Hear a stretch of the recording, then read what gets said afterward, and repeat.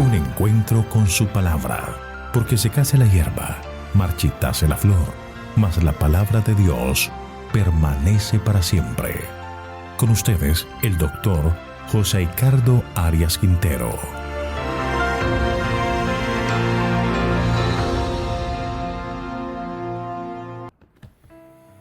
Vamos a estudiar Marcos capítulo 14. Complot para prender a Jesús.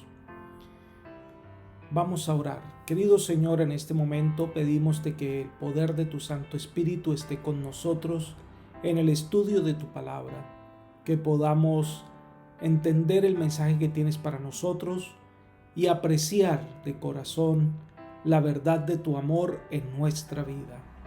Gracias, Señor, por tus bondades. Lo pedimos todo en Jesús. Amén. Llegamos finalmente al clímax del ministerio de Jesús. Con este propósito nació. Él nació para morir. Fue el Cordero inmolado desde el principio del mundo. Los últimos 3 capítulos de Marcos se concentran en esas horas específicas que lo llevaron a la muerte y a la resurrección de Jesús. El capítulo 14 nos presenta la prisa de los eventos mientras la tormenta creciente de odio y oposición a Jesús llega a su punto crítico. El capítulo 15 cubre la crucifixión de Jesús y el capítulo 16 la sorprendente conclusión, el desenlace de este magno relato, el más grandioso que jamás se haya contado. Comencemos nuestro estudio del capítulo 14 de Marcos. En la primera parte vemos el odio de los líderes de Israel para ver qué podían hacer con Jesús, versículos 1 y 2. 2 días después era la Pascua y la fiesta de los panes sin levadura. Los principales sacerdotes y los escribas buscaban cómo prenderlo con engaño y matarlo. Y decían, no durante la fiesta, para que no se alborote el pueblo. La fiesta de la Pascua y la fiesta de los panes sin levadura eran realmente 2 cosas diferentes. La fiesta de la Pascua caía el día 14 de Nisán, es decir, a mediados de abril. Era una celebración importante, tenía un significado histórico que recordaba la liberación. Era la fiesta principal y la más concurrida. La fiesta de los panes sin levadura comenzaba con la Pascua y duraba 7 días. Era considerada una celebración menor. La levadura era símbolo de la hipocresía y de las mentiras. Por lo tanto, era una celebración que les recordaba que no debían vivir de apariencias, sino de un servicio real al Señor. Generalmente iba acompañada de hierbas amargas que les recordaba la amargura de la esclavitud. En ese año en particular, un tema rondaba la mente de todos los líderes de Israel. ¿Qué hacer con Jesús? Lo cierto es que hubo una reunión con el intento de entrampar a Jesús y tomarle preso. Elena de White comenta, convocaron un concilio de sacerdotes y fariseos desde la resurrección de Lázaro. Las simpatías del pueblo estaban tan plenamente con Cristo que sería peligroso apoderarse de él abiertamente. Así que las autoridades determinaron prenderle secretamente y llevarle al tribunal tan calladamente como fuera posible. Esperaban que cuando su condena se conociese, lo voluble corriente de la opinión pública se pondría en favor de ellos.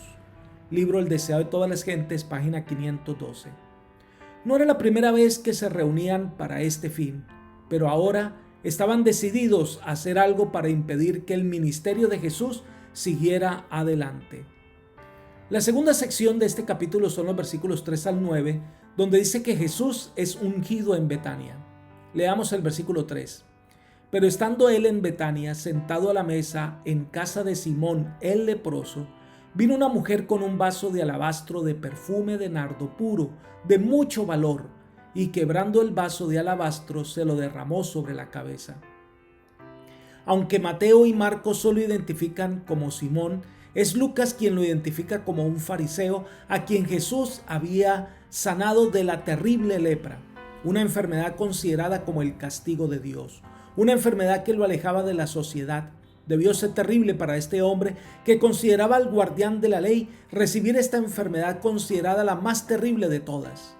Elena de White dice, Jesús y sus amigos estaban invitados al festín de Simón. A un lado del Salvador estaba sentado a la mesa Simón, a quien él había curado de una enfermedad repugnante, y al otro lado Lázaro, a quien había resucitado. Mismo libro, página 512. Así que debió ser un momento especial. Estaban los discípulos, el hombre sanado de la lepra y Lázaro, a quien Jesús había resucitado de los muertos. Pero muy en el fondo, Simón guardaba dudas del mesianismo de Jesús. En ese momento llega alguien que no había sido invitada. Estaba Lázaro y por consiguiente estaba Marta, quien se encargaba siempre de la atención a las mesas. María había entrado y deseaba en su corazón hacer algo por Jesús, pero María, a quien el Señor le había dado sanidad física y emocional, no fue invitada porque el mismo Simón había inducido a esta mujer a pecar. Elena de White comenta: Simón había arrastrado al pecado a la mujer a quien ahora despreciaba. Ella había sido muy perjudicada por él.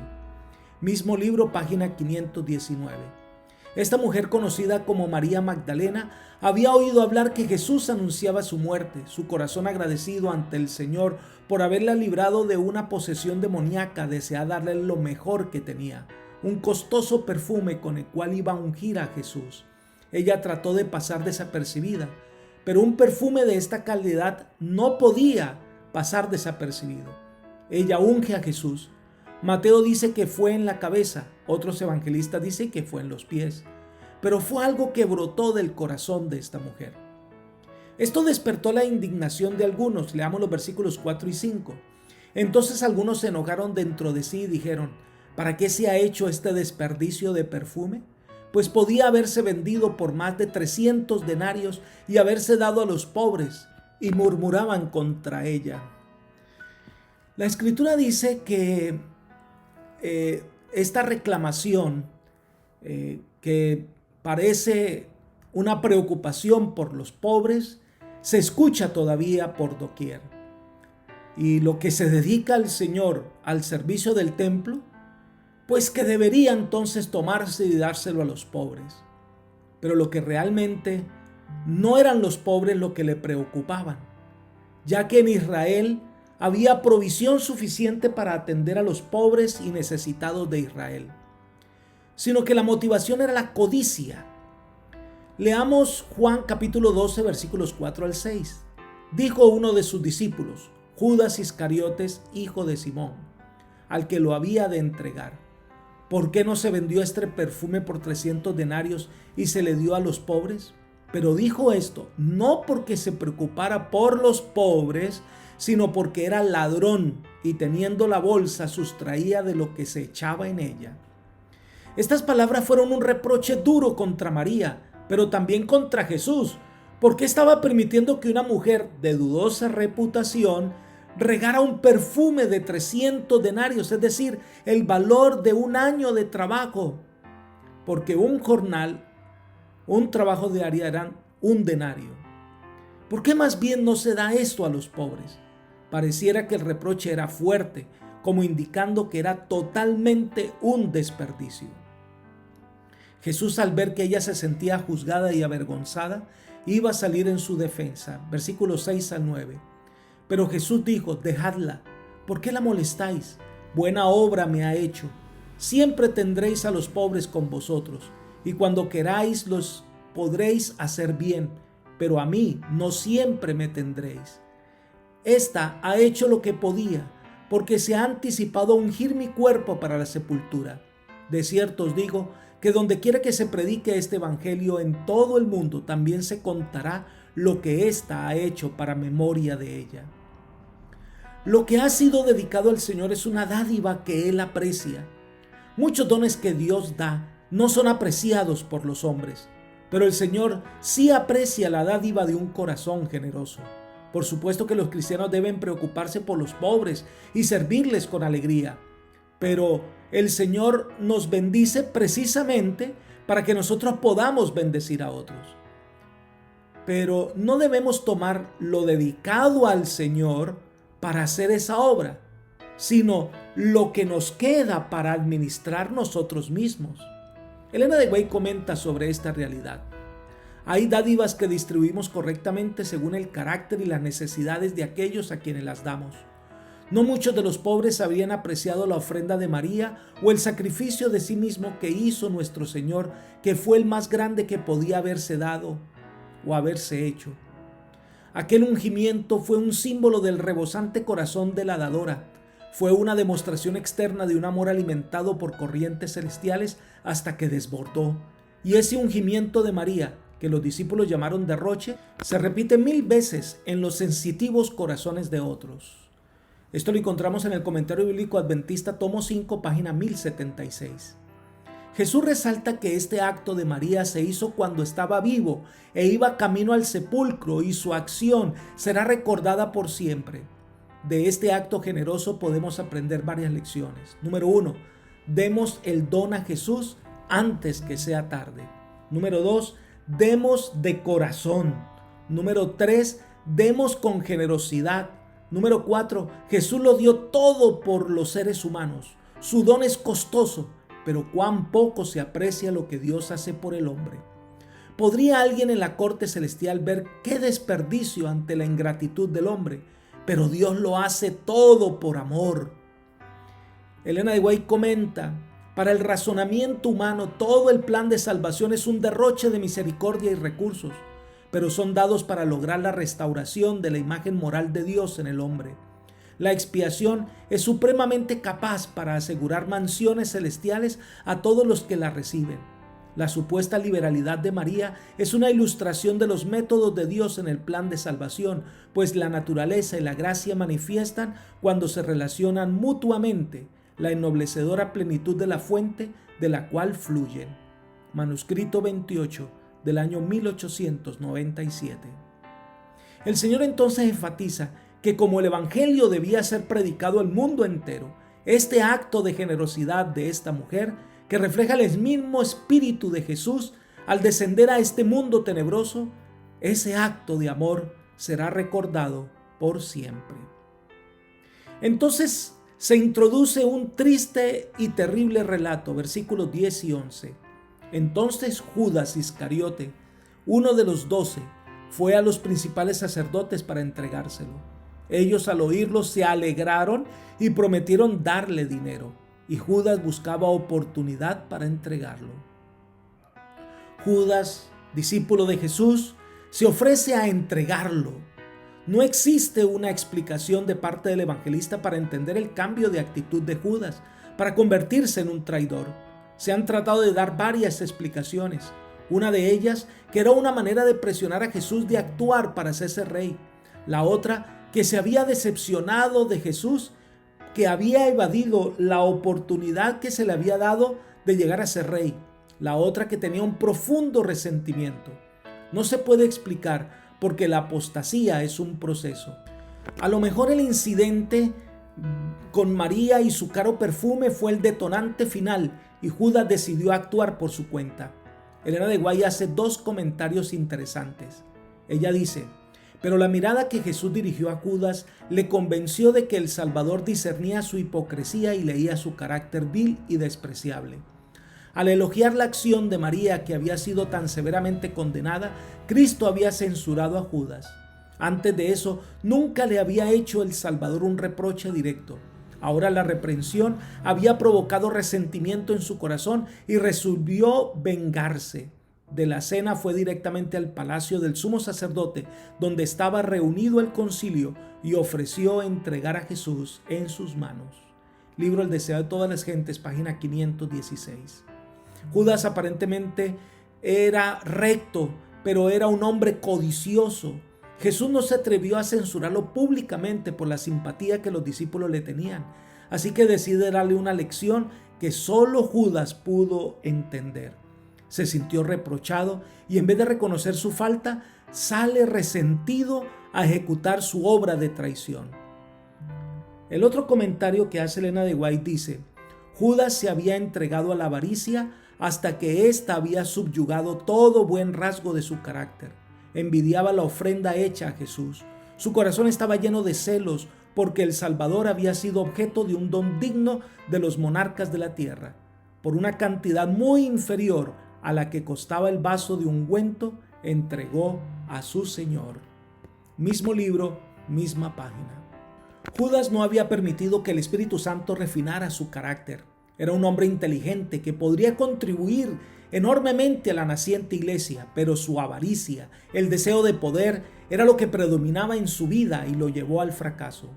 Por otra parte, el que Judas se presentara a los sacerdotes era el eslabón que les hacía falta en el complot sacerdotal en contra de Jesús.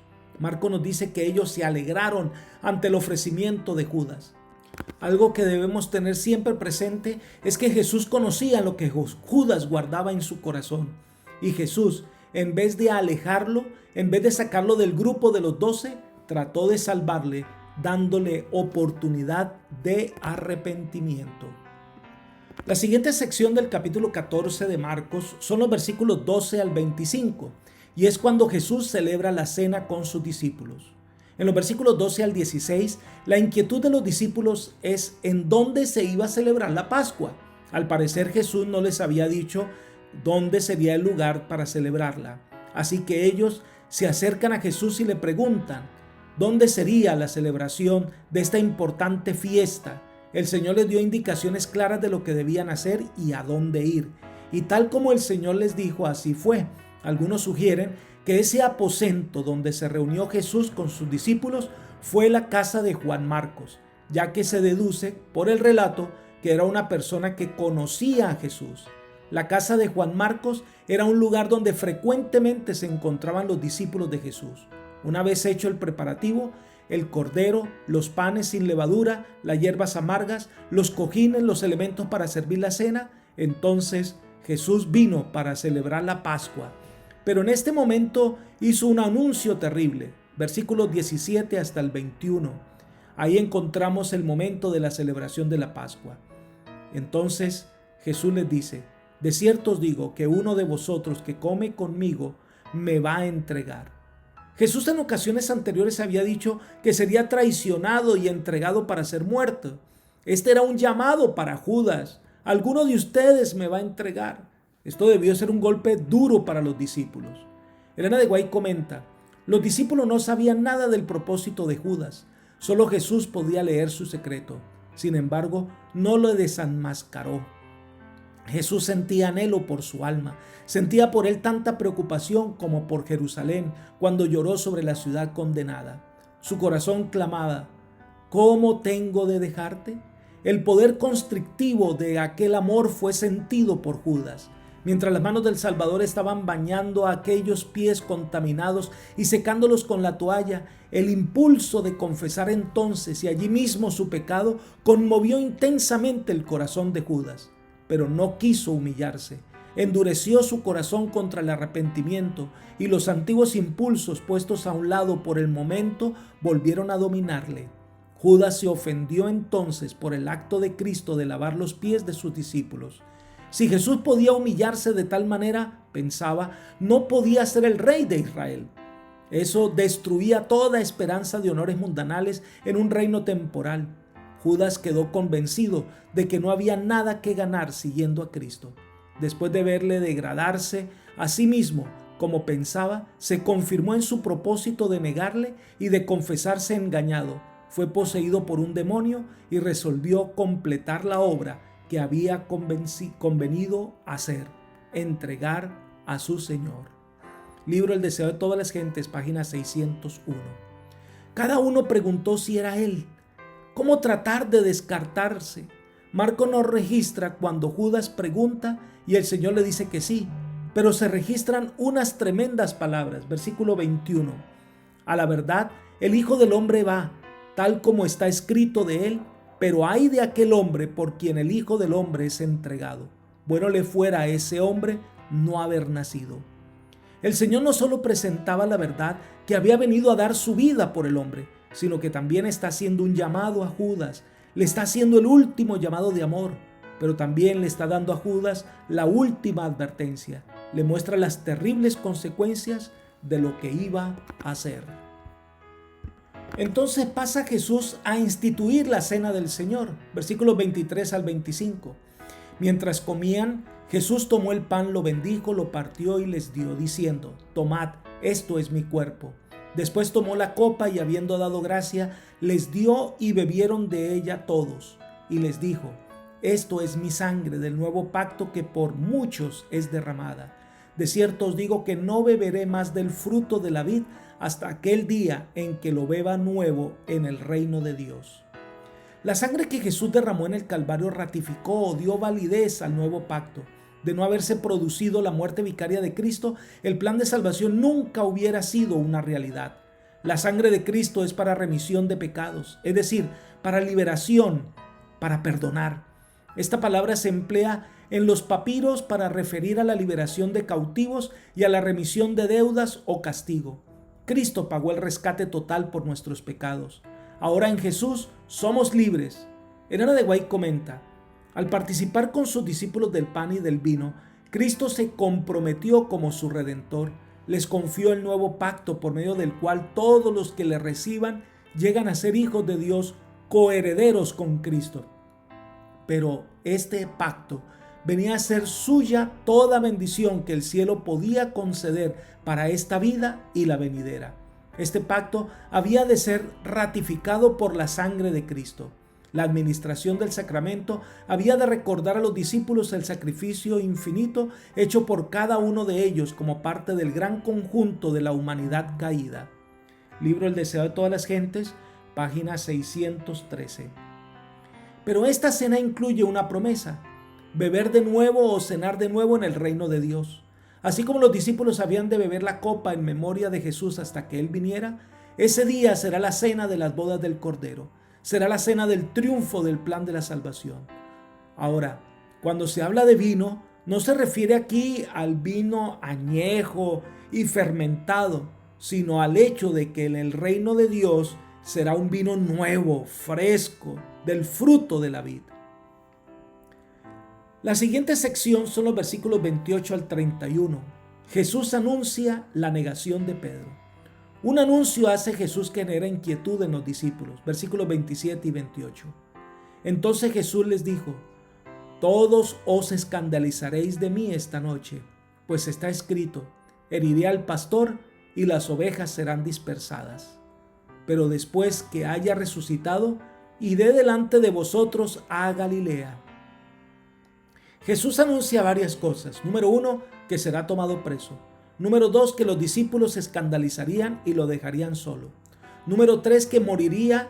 Número 4, que iba a resucitar. Y número 5, que se vería con ellos en Galilea después de la resurrección. Jesús habla con confiada seguridad de su resurrección. Pedro reacciona, versículos 29 al 31. Entonces Pedro le dijo: aunque todos se escandalicen, yo no. Y le dijo Jesús: de cierto te digo que tú hoy, en esta noche, antes que el gallo haya cantado 2 veces, me negará 3 veces. Pero él con mayor insistencia decía: aunque tenga que morir contigo, no te negaré. También todos decían lo mismo.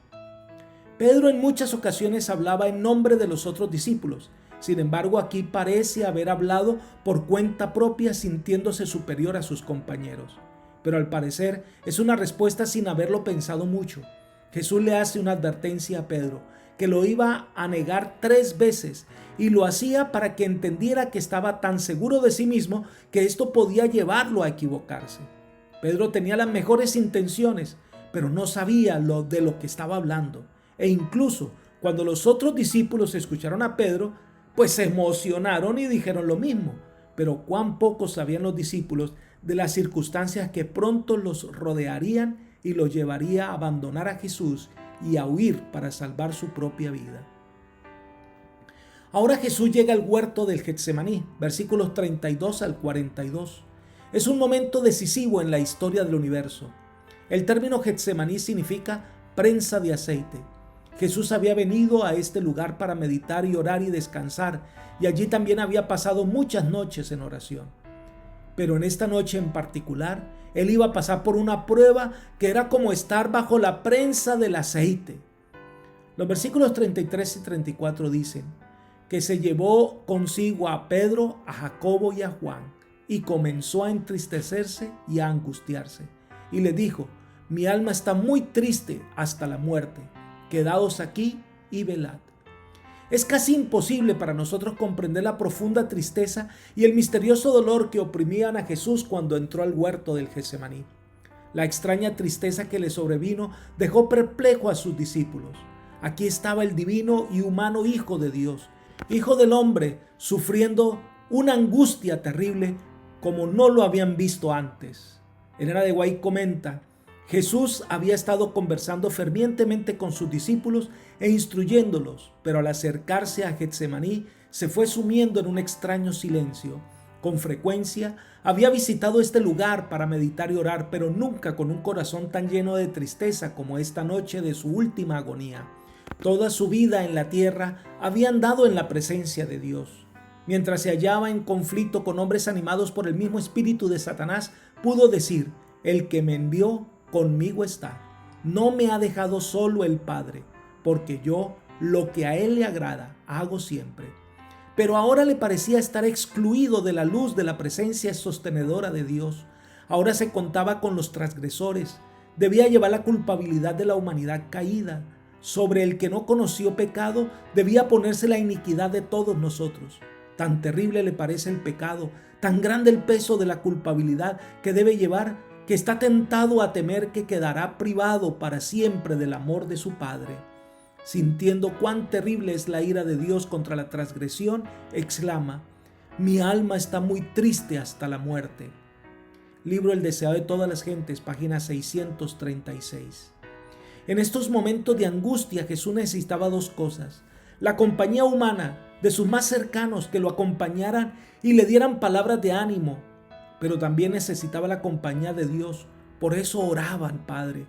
Jesús se postró y clamó desde su corazón, versículo 36, y decía: Abba, Padre, todas las cosas son posibles para ti. Aparta de mí esta copa, pero que no se haga lo que yo quiero, sino lo que quieres tú. Jesús sentía la carga del terrible pecado, algo que era ajeno para él. Sentía la angustia del castigo divino sobre el pecado. Es claro que humanamente hablando no quería beber esa copa de angustia, pero también se resalta que se sometía a la voluntad del Padre. Entonces Jesús vino a ver qué pasaba con sus discípulos, si le estaban acompañando en oración, para recibir quizás alguna palabra de consuelo. Versículos 37 y 38. Vino luego y los halló durmiendo, y dijo a Pedro: Simón, ¿duermes? ¿No has podido velar una hora?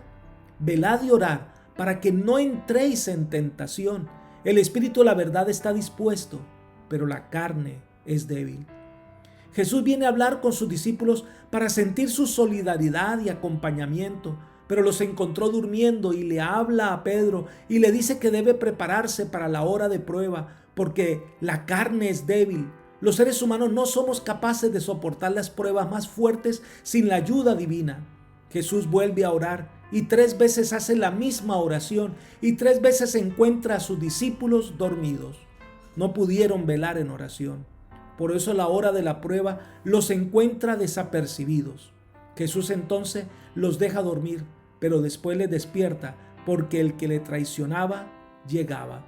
Versículo 42. Levantaos, vamos ya, se acerca el que me entrega.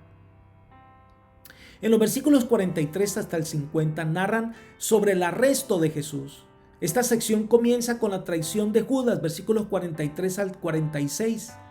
Les había dado una señal especial: al que yo besare, entonces ese es Jesús, y a él es el que deben arrestar. Y así lo hizo. Se acercó a Jesús y le saludó con un beso en la mejilla, y de esta manera los que le acompañaban tenían la certeza que era Jesús y lo apresaron. Uno de los discípulos reaccionó, versículo 47, pero uno de los que estaban allí, sacando la espada, hirió al siervo del sumo sacerdote y le cortó la oreja. Marcos no menciona quién hizo esto, pero Juan capítulo 18, versículo 10 lo identifica.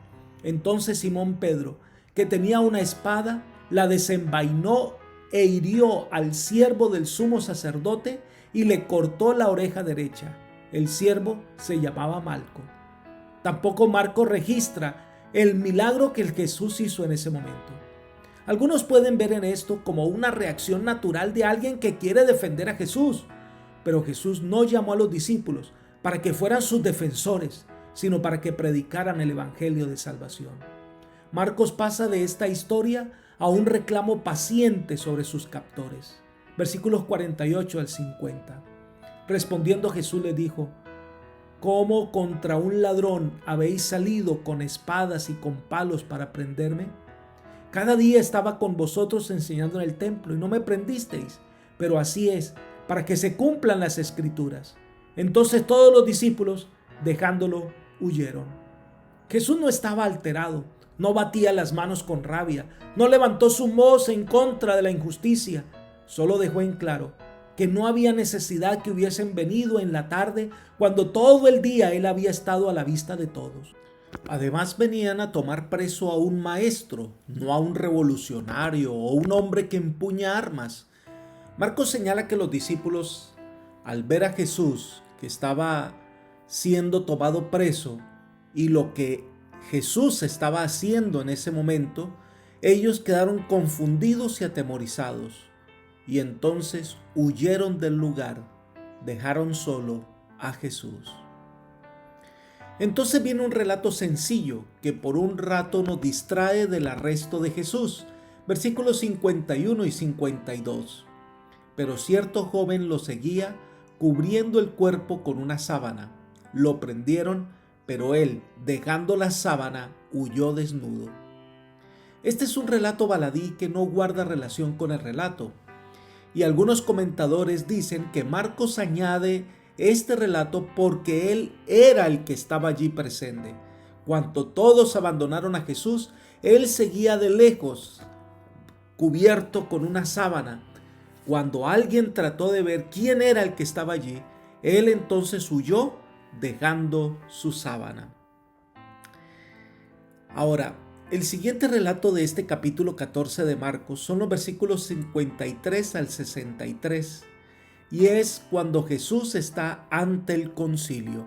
Ante el tribunal improvisado a estas alturas de la noche, lo trajeron al sumo sacerdote, a los ancianos, los escribas y los principales sacerdotes. Y se introduce un relato interesante, a manera de paréntesis, y que más adelante sirve para comprender lo que acontece con Pedro. Versículo 54. Pedro lo siguió de lejos hasta dentro del patio del sumo sacerdote y estaba sentado con los guardias calentándose al fuego. Pedro había logrado entrar y estar cerca al lugar donde estaban juzgando a Jesús. Tenía la noticia de primera mano de lo que estaba sucediendo. Este concilio, que debía ser conformado por 70 ancianos respetables, presidido por el sumo sacerdote, pero que en esta reunión ellos estaban violando sus propias leyes y tradiciones, reuniéndoles en un momento inconveniente. Leamos los versículos 55 y 56 de Marcos 14. Los principales sacerdotes y todo el concilio buscaban testimonio contra Jesús para entregarlo a la muerte, pero no lo hallaban, porque muchos daban falso testimonio contra él, pero sus testimonios no concordaban. Una de las cosas que este concilio no debía hacer era basarse en testimonios falsos, tratando de buscar uno u otro testimonio falsos, pero en su afán de juzgar a Jesús, las autoridades no dudaron en quebrantar sus propias leyes y consiguieron estos testigos que ni siquiera podían ponerse de acuerdo. Y en un principio no podían encontrar la manera de poder juzgar a Jesús o encontrar un motivo para condenarle. Leamos los versículos 57 al 59. Entonces, levantándose unos, dieron falso testimonio contra él, diciendo: nosotros le hemos oído decir: yo derribaré este templo hecho a mano, y en 3 días edificaré otro no hecho a mano. Pero ni aun así concordaban en el testimonio. No había manera de encontrar algo realmente justificable que hiciera que ese concilio fuera convocado en una hora fuera de lo corriente, sin hacer el debido proceso y con el afán de condenar más que el de indagar por la verdad y hacer justicia. Ahora el interrogatorio viene directamente del sumo sacerdote. Leamos los versículos 60 al 62. Entonces el sumo sacerdote, levantándose en medio, preguntó a Jesús diciendo: ¿No respondes nada? ¿Qué testifican estos contra ti? Pero él callaba y nada respondía. El sumo sacerdote le volvió a preguntar: ¿Eres tú el Cristo, el Hijo del bendito? Jesús le dijo: Yo soy. Y veréis al Hijo del hombre sentado a la diestra del poder de Dios y viniendo en las nubes del cielo. Debemos tomar aquí en cuenta que el sumo sacerdote, que a Marcos no menciona su nombre, pero otros evangelistas lo hacen, es Caifás. Y Caifás comienza a preguntarle a Jesús por qué él no responde. No tenía cómo condenar a Jesús. Y el sumo sacerdote trataba de buscar una acusación válida, pero Jesús no responde a las falsas acusaciones, porque las falsas acusaciones no tienen explicación. Esto había sido profetizado ya en Isaías capítulo 53, el verso 7, diciendo: angustiado él y afligido, no abrió su boca. Como un cordero fue llevado al matadero, como una oveja delante de sus trasquiladores, enmudeció y no abrió su boca.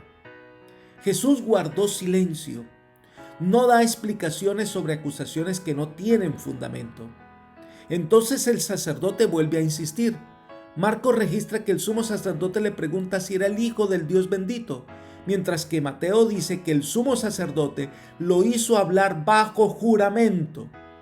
Entonces Jesús pronuncia esas solemnes palabras, diciendo que Él es el Hijo de Dios, el Hijo del hombre, y menciona dos cosas. Menciona su entronización al decir que todos verán cuando Él se siente a la diestra del poder de Dios, pero también, en segundo lugar, hace referencia a su segunda venida, porque dice que cuando Él venga todos le verán como el juez del mundo. Jesús se presenta como el Hijo del Hombre, recordando la profecía de Daniel capítulo 7. Él es el Mesías, el que desciende del cielo y al cielo ha de volver. Sigamos leyendo los versículos 63 y 64. Entonces el sumo sacerdote, rasgando su vestidura, dijo: ¿Qué más necesidad tenemos de testigos? Habéis oído la blasfemia. ¿Qué os parece? Y todos ellos lo condenaron, declarándolo digno de muerte. El sumo sacerdote no debía rasgar sus vestiduras porque sus vestimentas representaban el perfecto carácter de Dios. Pero como no encontraba manera de justificar y de ayudar a que las personas tomaran la decisión en contra de Jesús, rasgó sus vestiduras. Pero esto significa mucho más. Era la pérdida de la autoridad de esta entidad para el servicio del Señor. Elena de White dice: el sumo sacerdote no debía rasgar sus vestiduras. La ley levítica lo prohibía bajo sentencia de muerte. En ninguna circunstancia, en ninguna ocasión, había de desgarrar el sacerdote sus ropas, como era entre los judíos costumbre hacerlo en ocasión de la muerte de amigos y deudos. Los sacerdotes no debían observar esta costumbre. Cristo había dado a Moisés órdenes expresas acerca de esto. Este acto, que el sumo sacerdote rasgara sus vestidas, tenía profundo significado. Poco lo comprendía Caifás. En este acto realizado para infundir a los jueces y obtener la condena de Cristo, el sumo sacerdote se había condenado a sí mismo. Por la ley de Dios quedaba descalificado para el sacerdocio. Había pronunciado sobre sí mismo la sentencia de muerte. Libro El deseado de todas las gentes, página 655. Ante este acto de Caifás, entonces Jesús es condenado a muerte. Y se registra entonces que los soldados golpeaban a Jesús en el rostro, causándole heridas y desfigurándole, e incluso se burlaban delante de él. El capítulo termina entonces con una escena triste, la negación de Pedro, versículos 66 al 72. Recordemos que Pedro había logrado estar cerca a donde estaba el juicio contra Jesús y pudo observar todo lo que estaba pasando. Elena de White comenta ese momento, dice: en el atrio se había encendido un fuego porque era la hora más fría de la noche, precisamente antes del alba. Un grupo se reunió en derredor del fuego y Pedro se situó presuntuosamente entre los que lo formaban. No quería ser reconocido como discípulo de Jesús y, mezclándose negligentemente con la muchedumbre, esperaba pasar por alguno de aquellos que habían traído a Jesús a la sala. Libro El deseo de todas las gentes, página 657.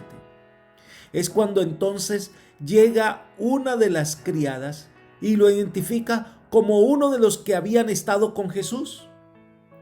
Sigamos el relato de Elena de White en el mismo libro, en la misma página. Pedro se sorprendió y confundió. Al instante todos los ojos del grupo se fijaron en él. Él hizo como que no la comprendía, pero ella insistió y dijo a los que lo rodeaban que ese hombre había estado con Jesús. Pedro se vio obligado a confesar y dijo airadamente: «Mujer, no le conozco». Esta era la primera negación e inmediatamente el gallo cantó.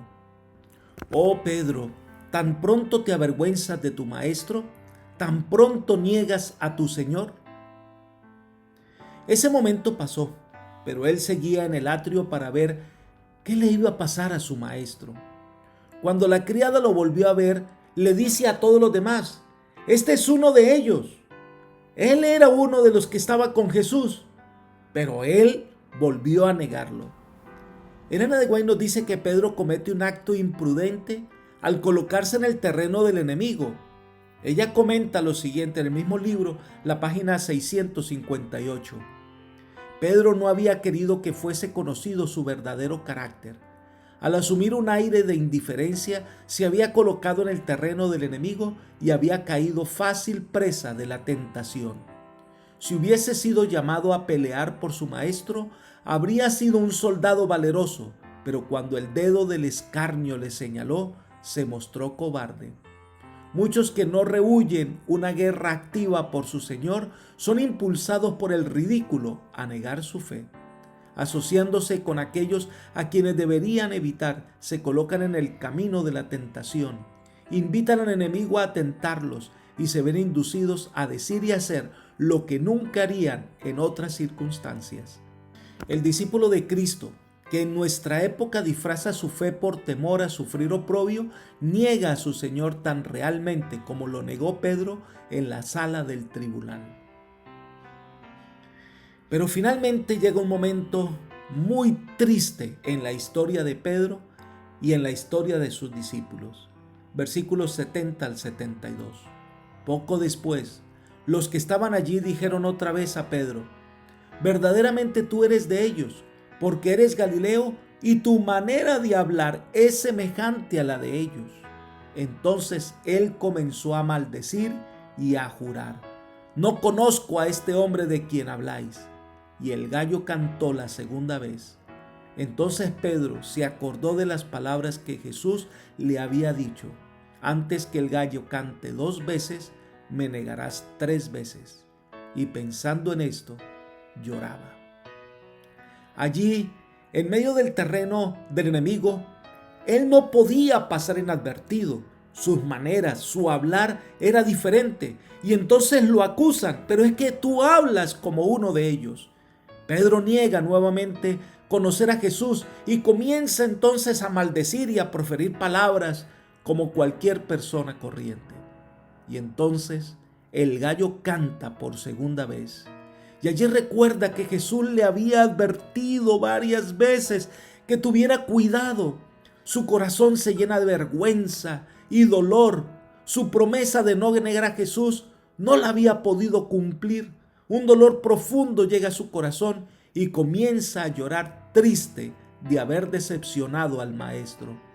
Reflexionó con horror en su propia ingratitud, su falsedad, su perjurio. Una vez más miró a su Maestro y vio una mano sacrílega que le hería en el rostro. No pudiendo soportar ya más la escena, salió corriendo de la sala con el corazón quebrantado. Marcos no dice nada más acerca de Pedro. Lo que sabemos es que Pedro se acuerda de las veces que Jesús lo invitó a orar. También recordó las palabras de Jesús que le había dicho que iba a pasar por una tremenda prueba y reconoce su falta de entrega y disposición. Se arrepiente de su pecado y el Señor le perdona completamente. Apreciado amigo y hermano, Jesús vino a este mundo a dar su vida por nosotros. Vino a darnos la libertad del pecado. Nosotros no debemos cerrar nuestros oídos a su llamado de amor. Debemos estar listos para entregarnos a su servicio. Hoy es el día especial para que entregues tu vida a Jesús y le sirvas de corazón. Que el Señor te bendiga y te guarde. Es mi oración por ti. Amén.